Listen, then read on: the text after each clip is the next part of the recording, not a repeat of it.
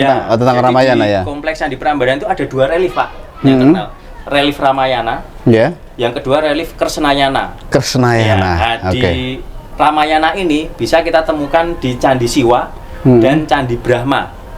Ramayana itu di Candi Siwa dan Brahma. Jadi awal ceritanya ada di sini, kemudian nanti terus saja di Brahma ceritanya. Terus Kresnayananya di? Kresnayananya di Candi Wisnu. Oke. Nah. Kalau gitu kita lihat dulu Ramayana sama. Salam sehat selamat dunia akhirat. 1 jam saja biar paham. Assalamualaikum warahmatullahi wabarakatuh. Selamat pagi, salam sejahtera, salam sehat, dan selamat dunia akhirat. Pemirsa sekalian, kali ini kita berkunjung ke Candi Prambanan, atau tepatnya adalah Kompleks Candi Prambanan, karena ada beberapa candi. Kita bersama Mas Yudhistira, arkeolog Candi Prambanan sekaligus pamong budaya. Ya Mas ya. Ahli tingkat pertama. Ahli tingkat pertama. Terima kasih Mas atas penerimaannya yang sangat baik, dan kita nanti akan melihat dari dekat Kompleks Candi Prambanan ini. Ada Candi Brahma, ada Candi Wisnu, dan ada Candi Siwa.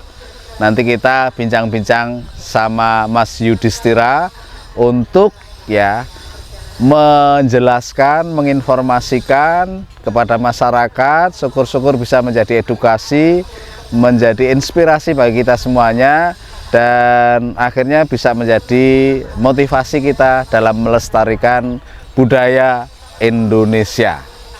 Mari kita sekarang keliling. Begitu Mas? Ya, monggo. Jadi lewatnya ini ya Mas ya? Ya, kalau pintu utama ini. Lewatnya pintu utama ini. Di timur ya. Jadi untuk Prambanan ini, ya, sama untuk candi utamanya ini menghadap ke timur. Ya. Oke. Seperti Borobudur juga menghadap ke timur ya? Ya. Apa itu filosofinya kok menghadap ke timur, Mas Yudhis? Ya, untuk matahari terbit. Ke matahari terbit. Jadi mungkin bisa sekalian saya nih Pak ya, terkait dengan Kompleks Candi Prambanan. Seperti diketahui Pak, jadi Kompleks Candi Prambanan ini sudah disampaikan tadi Pak Toha. Candi Prambanan ini telah ditetapkan sebagai World Heritage tahun World Heritage oleh UNESCO, tepatnya 13 Desember 1991. Nah, dengan nama Prambanan Temple Compound atau gugusan Candi Prambanan. Tidak hanya Kompleks Candi Prambanan, jadi Prambanan Temple Compound ini ada selain Kompleks Candi Prambanan, ada Candi Lumbung, Bubrah, dan Sewu yang lokasinya di sebelah utara dari Kompleks Candi Prambanan ini. Dalam satu komponen gugusan ini ada perbedaan latar belakang agama. Di sini agama Hindu untuk Candi Prambanan, kemudian di Lumbung, Bubrah, Sewu itu Buddha. Nah, itu menjadi keunikan tersendiri. Jadi salah satu ketika itu disampaikan atau diajukan sebagai ketika dalam UNESCO.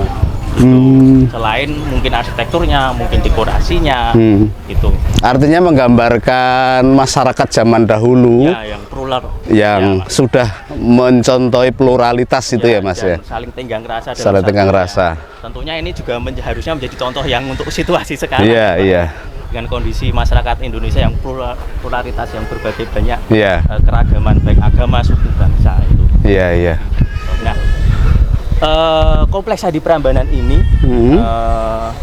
merupakan kompleks percandian berlatar belakang agama Hindu. Bisa dibilang terbesar di Indonesia, Pak. Kompleks Candi Hindu terbesar di Indonesia. Ya, bisa dibilang di situ. Tapi kemarin ada beberapa penelitian dari, kalau nggak salah dari UNER, dia membandingkan dengan kompleks percandian di Asia Tenggara, khususnya di Kamboja. Di Kamboja, dia yang terbesar ya? Ya, ini ternyata termasuk bangunan yang lebih besar dari yang Kamboja. Lebih besar dari Kamboja. Jadi berarti nomor satu di Asia Tenggara itu nomor dua? Bisa jadi satu. Itu berdasarkan penelitian kemarin dari Universitas Erlangga kalau nggak salah kemarin penelitian tadi sudah beberapa tahun sebelum pandemi itu. Oke, sekarang kita lihat ini Candi Siwa. Candi Siwa. Candi Siwa. Lalu ini Candi Wisnu. Wisnu. Ini Candi Brahma. Candi Brahma. Jadi kompleks Candi Prambanan ini dibagi menjadi 3 halaman, Bapak. Iya. Yang memusat ini halaman 1. Iya. Kemudian tadi kita yang masuk itu halaman 2.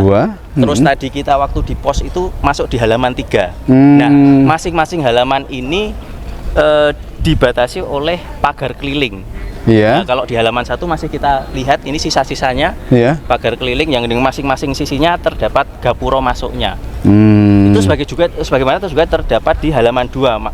Di halaman 2 ini sudah tidak tersisa lagi pagarnya. Hanya saja di halaman 2 ini juga yang di luar itu ada sekitar 224 candi perwara. Di luar yang di Tadi, halaman 3 ya. Yang beberapa runtuhan candi. Itu yang halaman 2 ya. Itu tadi ada 224. Kalau halaman 3 itu taman aja ya. Dia halaman hanya saja menyisakan yang tadi di selatan itu ada sisa gapura pagarnya. Nah, itu sisa dari halaman 3. Halaman 3. Tapi di dalamnya tidak ada candinya. Yang hanya candi dapat yang ada candinya ada di halaman 1 dan halaman 2. Nah, halaman 2 tadi itu kan banyak runtuhannya, Pak. Candi perwara kecil itu dia hanya menyisakan sekarang kondisi existingnya hanya 118 candi perwara. Nah, ini lagi ada kita proses pemugaran satu persatu. Kemudian di halaman 1 ini ada 16 candi. Di halaman 1 ada 16 candi. Oke. 3 itu candi utama ini. Itu utama ya. Ada Candi Siwa, Candi Brahma, Candi Wisnu. Ini ada Candi Wahana. Candi Wahana. Jadi di depan ini, di depan Trimurti ini, Candi Trimurti ada Candi Wahana. Nah, Wahana itu kendaraan itu ya, Mas? Oh, dewa. Iya. Nah, ini ada Candi Nandi, Pak. Kenapa disebut juga Nandi? Lembu itu ya? Nah, lembu. Lembu putih ini kan dalam mitologi Hindu kan dia sebagai kendaraan Dewa Siwa. Dewa Siwa. Nah, kemudian untuk yang di depan Wisnu. Ini ada Candi Garuda. Tapi kita menganggapnya kita sebutnya sebagai Candi A, Pak. Candi A. Candi A karena kami sebagai dalam arkeologi selama itu ada konteksnya dan kita tahu di situ memang ada bekas arcanya, itu kita bisa menyebutnya sebagai Candi Garuda. Tapi pada saat ditemukan tidak ada arcanya, Pak. Oh, tidak ada arcanya. Makanya kita sebut sebagai Candi A. Tapi ini kenapa disebut sebagai Candi Garuda, kemudian disebut Candi Angsa karena analogi dari ini. Nah, sebagai kan wahana. Kalau dalam mitologi Hindu itu Wisnu wahananya Garuda. Oke. Kalau Brahma wahananya Hamsa atau Angsa putih. Terus Siwa ini Nandi. Nandi atau lembu. Iya. Oke. Kalau begitu kita akan lihat satu persatu ya. Yang paling besar adalah Candi Siwa. Ya. Siwa itu pemusnah, Mas. Kenapa kok jadi mungkin itu nomor 1 artinya gedenya nomor 1? Siwa itu juga dikenal sebagai Siwa Mahadewa, dewanya para dewa. Oh, mungkin siwanya. Dengan dia sebagai fungsinya sebagai pemusnah atau perusak. Makanya itu dia agar dia tidak maka dia analoginya kan dia Pak, dipuja. Ya. Sehingga dia tidak merusak. Oh, iya. Itu kan analoginya seperti itu. Karena Brahma itu kan pencipta. Oke. Pemelihara. Wisnu pemelihara. Kemudian Siwa itu perusak atau pemusnah kan? Pemusnah. Ya, makanya dia sebagai supaya nggak memusnahkan, maka dia dibesarkan. Oke, kita bisa masuk ke sana lewat mana? Lewat sini. Tetap lewat sini ya. Nah, ini tingginya sekitar 47 meter, Pak. Berapa undakannya ini, Mas? 15 sampai 16. 15 sampai 16. Mari naik, Mas.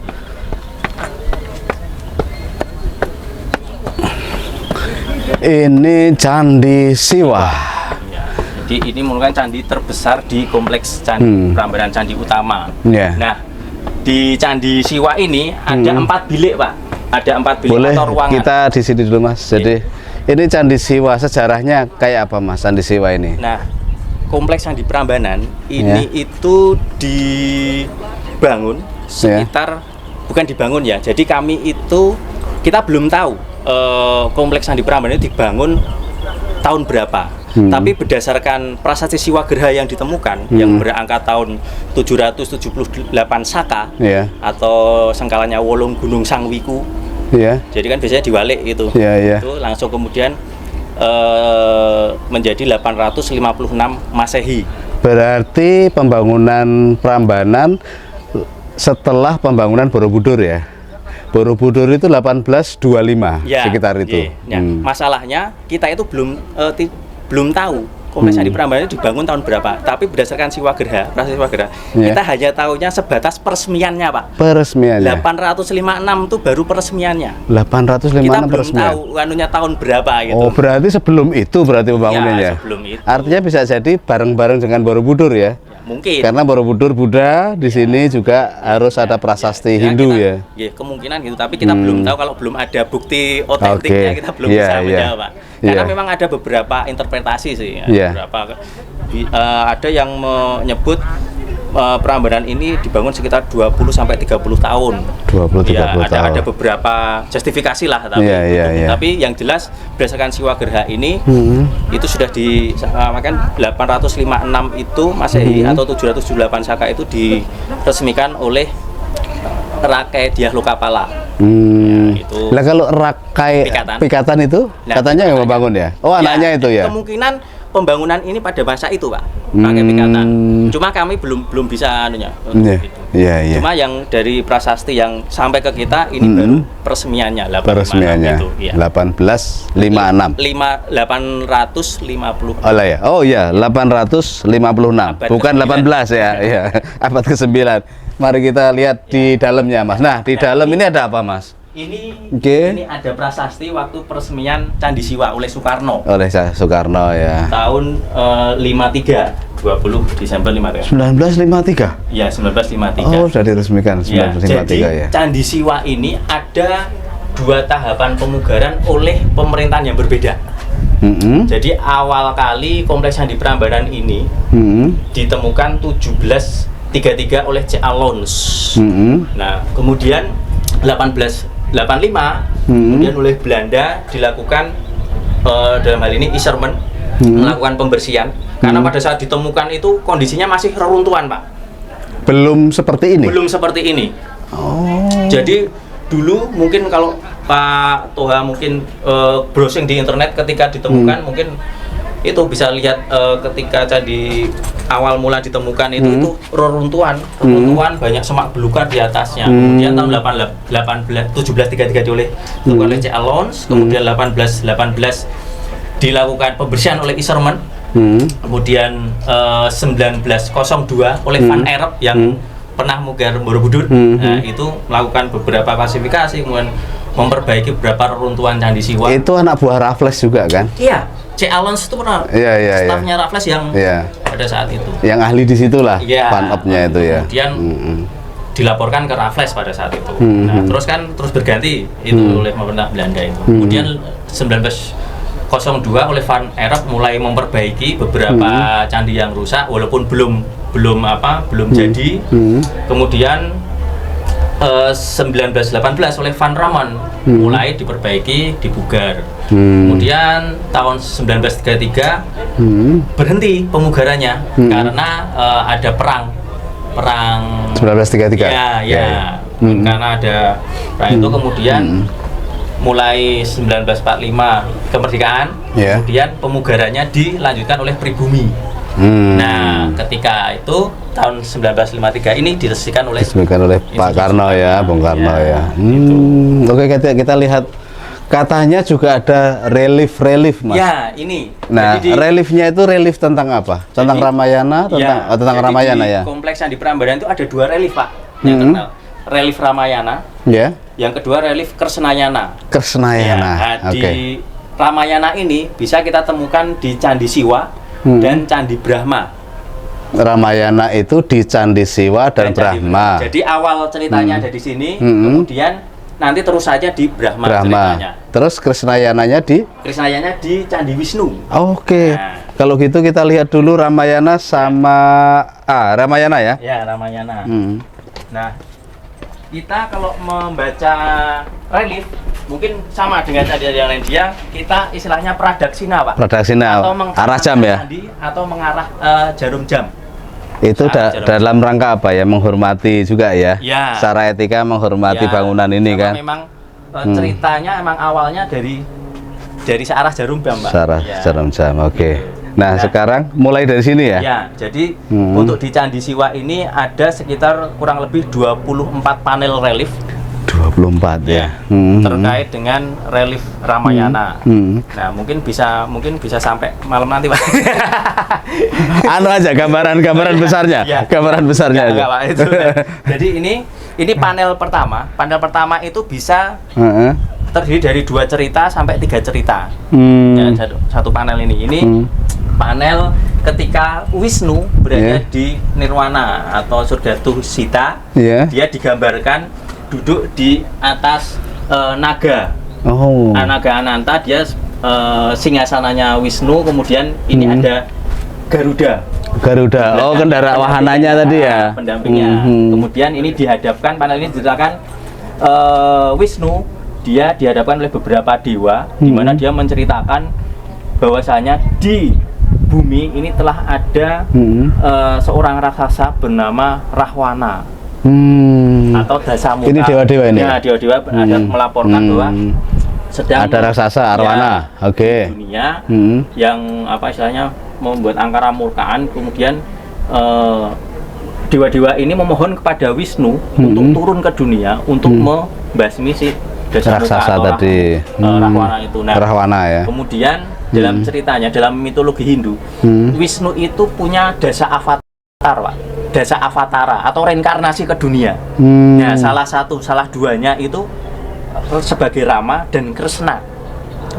Rama itu sebagai jelmaannya Dewa Wisnu ya, berarti Rama itu ya. Iya, sebagai seorang raja. Krishna itu juga titisannya Wisnu. Sebagai seorang penggembala. Gitu. Jadi Rama itu sama dengan Krishna ya, bukan Rama Krishna? Iya, tapi dalam waktu yang berbeda. Dalam waktu berbeda. Dalam permasalahan yang berbeda di dunia. Nah, kalau Wisnu Rama itu untuk membasmi si Dasamuka atau Rahwana, kalau Krishna itu Raja Kamsa. Jadi ada yang berbeda. Kalau dalam pewayangan Kresno itu ya? Iya, Kresno.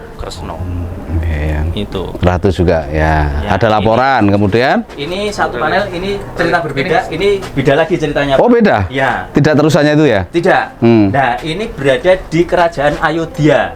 Ayodhya. Iya. Nah, nantinya si Wisnu atau Rama ini asal dari Ayodhya ini.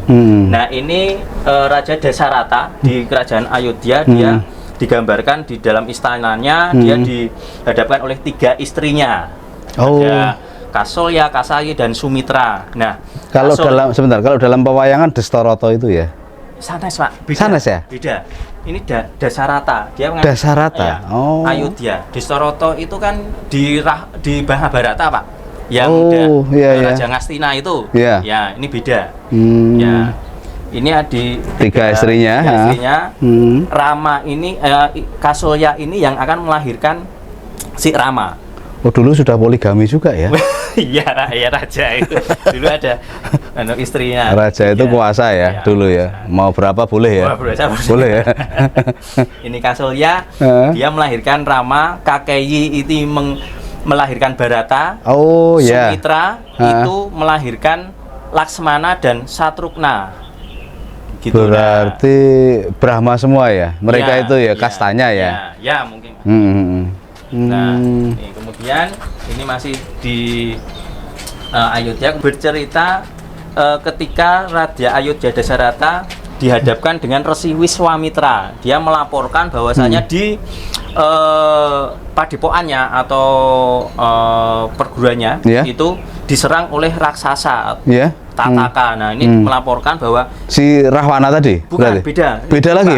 Bukan diserang Rahwana ya? Belum. Ini nanti ada lagi. Jadi ini Wiswamitra, seorang resi, melaporkan bahwasanya di padepokannya diserang oleh raksasa bernama Tataka. Dia menginginkan Rama untuk membantunya untuk membasmi Tataka ini yang ngobrak-abrik padepokannya. Nah, ini ketika Rama Laksmana yang Mana-mana? mendampingi Rama, kemudian Ini ada Rama. Resi Wiswamitra. Yang anak-anaknya tadi ya? Ya, Anak-anak menuju tiganya. ke pendoponya Wiswamitra. Ya. Tapi di tengah perjalanan dia diserang atau dihadang oleh raksasa, tapi Rama berhasil membunuhnya. Ini ketika di padepokannya Wiswamitra. Nah, ini tatakannya, rasaksanya, kemudian Rama bersama Laksmana berhasil membunuhnya. Nah, ini Resi Wiswamitranya. Ya. Ini kenapa ini? Ini juga raksasa? Iya, raksasa ini Pak. Jadi Ini tatakannya. Iya. Ini ada Rama, Laksmana juga. Oh, jadi raksasanya tidak hanya satu? Iya. Ada beberapa ya? Berapa?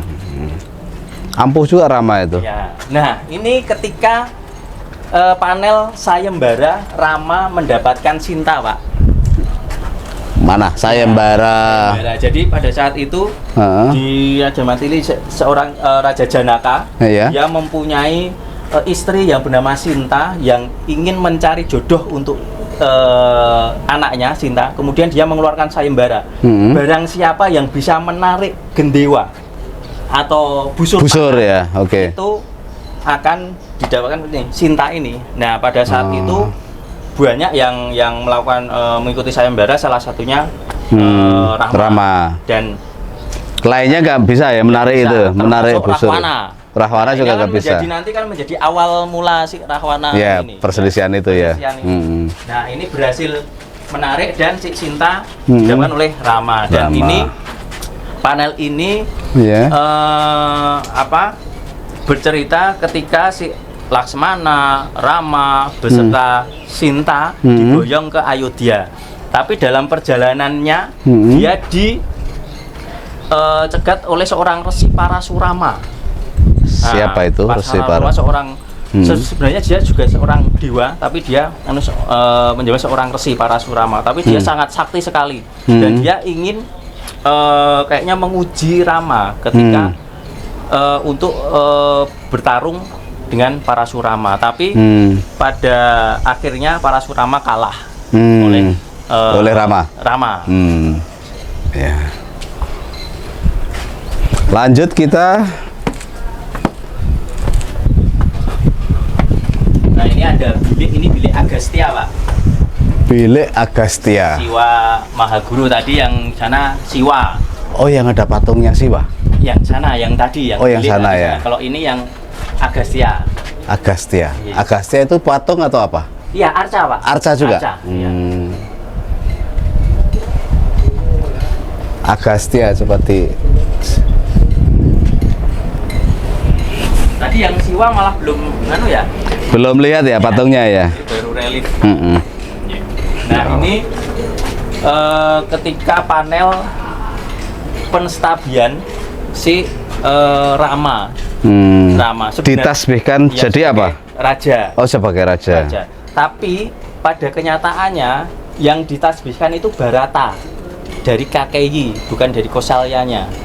Jadi ternyata Dasarata ini dari istri yang satunya berarti tadi ya. Jadi kayaknya KKI itu pernah di sama Dasarata menjanjikan bahwasanya nanti anakmu yang akan menjadi raja yang Bharata ini. Nah, ini nggak jadi Rama itu ditasbihkan, tapi ini Bharata yang ditasbihkan. Nah, ini panel ini menceritakan terkait penstasbian atau mengangkat Bharata menjadi raja menggantikan si Rama tadi nggak jadi. Nah, ini bentuk apresiasi masyarakat di sekitar pesta itu. Nah, Oke. Menari. Mohon maaf, memang dulu kalau perempuan sampai kemben sini ya Mas ya. Jadi sampai sini aja ya. Jadi sini belum ada, Pak. Belum ada tertutup ya, belum tertutup ya. Nah, ini menceritakan panel ketika Rama, Laksmana dan Sinta sebenarnya diusir dalam tanda kutip, diasingkan di hutan Dandaka. Nah, ini Rama, Sinta, Laksmana. Jadi tadi kan tadi saudaranya Rama, Laksmana sama Bharata ya. Bharata dan Satrugna. Ya. Oke. Nah, ini diasingkan dan kita menuju hutan Dandaka. Diasingkan itu alasannya apa itu, Mas? Nah, itu tadi, Pak. Jadi Oh, karena yang jadi ratu Barata. tadi Iya. ya. Oh, nanti tidak jadi ada matahari kembar begitu ya? Ya. Kamu cari wilayah yang lain aja gitu mungkin Nah, ya. ini ketika panel menceritakan di dalam hutan Dandaka. Nah, ini ceritanya ternyata Barata itu sebenarnya nggak mau, Pak, Jadi raja itu. jadi raja. Tapi ini kan karena dorongan dari istri ibunya, kayak yang dia mempunyai motivasi untuk yang keturunannya itu menjadi raja. Gitu. Nah, ini Barata ini dengan naik kuda menyusul kakaknya Rahwana ke hutan, dan dia Bukan. menyampaikan- Kakaknya siapa? Rama ya. Iya. Dan dia Menyusul ke hutan. ingin kembali ke istana Ayodhya, dan Kamu yang jadi ratu? yang menjadi ratu, karena saya sebenarnya nggak mau gitu. Iya, Tapi iya. ternyata si Rama dengan apa istilahnya ya Rendah hatinya. nggak usah. Tapi ini dia menyerahkan terumpahnya, Pak, terumpahnya atau sandalnya Rama kepada Barata untuk menyerahkan tahtanya itu. Nah, ini panel ketika di hutan Dandaka, Rama, Laksmana, kemudian Sinta di Kuda raksasa? Di kuda raksasa. Ini raksasa ini ya. Jadi dalam perjalanan itu mesti ada hambatan godaan, dan ini merupakan seperti orang hidup ya, Mas. Iya. Orang hidup itu pasti ada masalah ya. Ada masalah. Ada yang kecil, raksasanya kecil, ada yang besar ya. Besar. Iya. Ini besar ini ya. Ya, ini besar. Belum masih besar lagi, Pak, nanti. Oh, ada masih besar lagi. Ini masalah kecil gitu ya. Masalah kecil.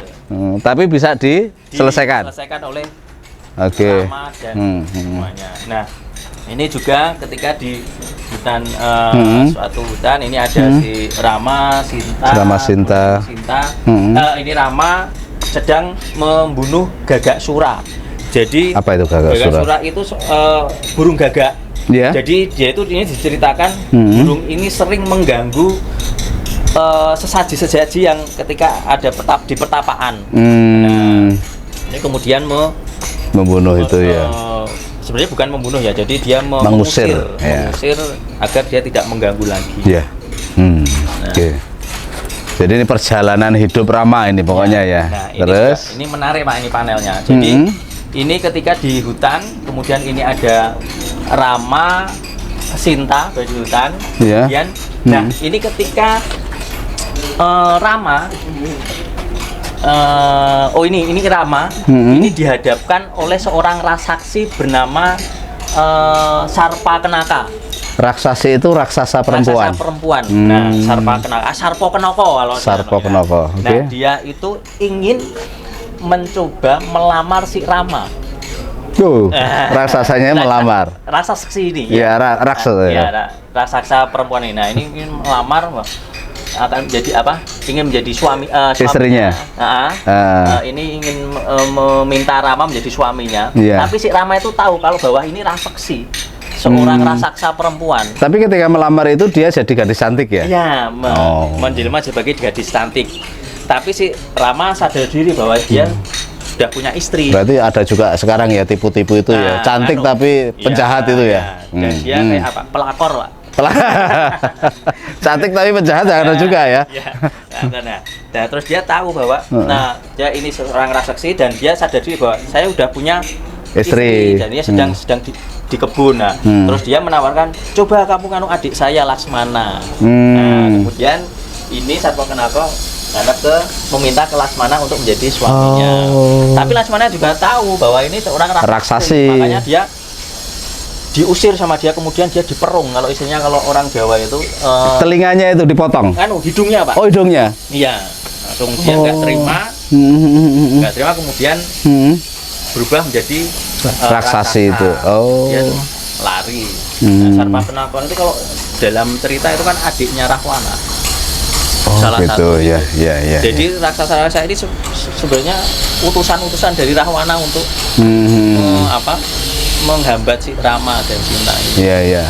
Istilahnya adalah sumber petakanya lah, sumber masalah. Ya. Nah, ini panel ini ketika si Sinta sedang menginginkan seekor kijang.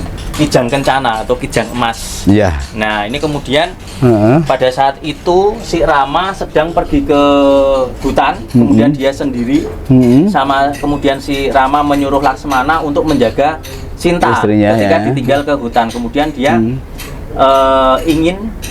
ingin apa? Ingin Kijang Emas dan ini si Rama itu mengejar Kijang Emasnya ini.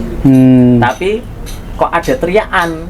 Kemudian si Sinta menyuruh Laksmana untuk mengecek apakah itu kakak kamu gitu. Iya, iya, iya. Dia takut kalau ada terjadi apa-apa. Kemudian ditinggallah si Sinta oleh Laksmana untuk ke hutan. Nah, ternyata di hutan itu yang teriakan itu ternyata Kijang itu. Ini berhasil dibunuh oleh Rama, ternyata malah sebagai raksasa. Oh. Namanya Kalamarica. Kalamarica. Kalamarica, utusan dari Rahwana juga. Nah, Weh. Hebat juga Rahwana itu ya. anak buahnya banyak. Anak punya banyak. Nah, ini bilik Ganesha. Binik Ganesha berarti Iya. patung Ganesha, Pak. Ganesha. Jadi berkepala gajah, berbadan manusia. Nah, dalam mitologi Hindu, Ganesha ini sebagai dewa ilmu pengetahuan. Ganesha adalah Sebagai dewa ilmu pengetahuan. Makanya ada penerbit Ganesha juga itu. Iya. Ada Universitas Ganesha juga. Iya. Universitas Teknologi Bandung, Ya. ITB itu kan juga Ganesha ya. Ganesha.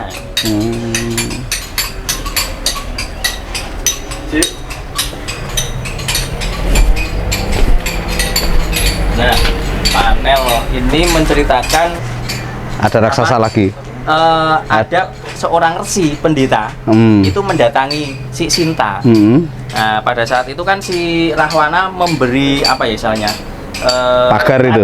pagar. Iya, gitu. iya, iya. Pokoknya ketika saya balik nggak boleh lompat dari raja itu. Iya, Melewati iya. ternyata Iya, iya. itu ada resi atau pendeta yang dia mungkin meminta sedekah atau apa, terus kemudian Sinta Keluar. itu tidak tega kemudian keluar, dan ternyata si Rahwana itu juga tahu kalau itu ada raja biar nggak Iya, iya. makanya dia kayak apa ya misalnya memancing Sinta untuk Untuk keluar, keluar. dari situ. Nah, Ya. akhirnya dia diculik sama si Rahwana karena dia masih sebagai seorang Jadi pendetanya tadi juga membo-membo itu. Iya, membo. Utusannya Rahwana juga ya. bukan, itu Rahwana sendiri. Oh, Rahwana sendiri. Iya, Oh. Rahwana sendiri. Rahwana jadi pura-pura pendeta. Iya. Minta-minta tadi ya. Kemudian ini diculik oleh Rahwana. Ini Iya, kemudian iya. dibawa pergi dengan naik kereta Apa itu kereta? bersayap. Kereta dia dibawa terbang, ini ada kereta bersayap ini. Ini bisa kita lihat dia sebagai seorang Rahwana atau Dasamuka ini. Ada di Oh, mukanya gambarnya, ini. mukanya banyak ini, Pak. Oh iya iya Dia iya iya. punya berbagai tangan. Ini mukanya 1 2 3 4 5 6 7 8 9 10. Ya, 10 muka Dasamuka. Atau Termasuk tangannya ini banyak ini ya. termasuk dengan membawa Ini berbagai tangan-tangannya macam banyak ini. apa senjata. Semua tangan bawa senjata ya. Iya iya iya. Kemudian ketika dibawa kabur terbang, dia ketemu dengan Jatayu. Jatayu ini digambarkan sebagai burung Jatayu. Pemirsa, Jatayu ini yang membela Rama ya, untuk menyelamatkan Sinta. Ketika diculik oleh Rahwana. Iya iya Nah, iya. ketika waktu diculik ini dia sempat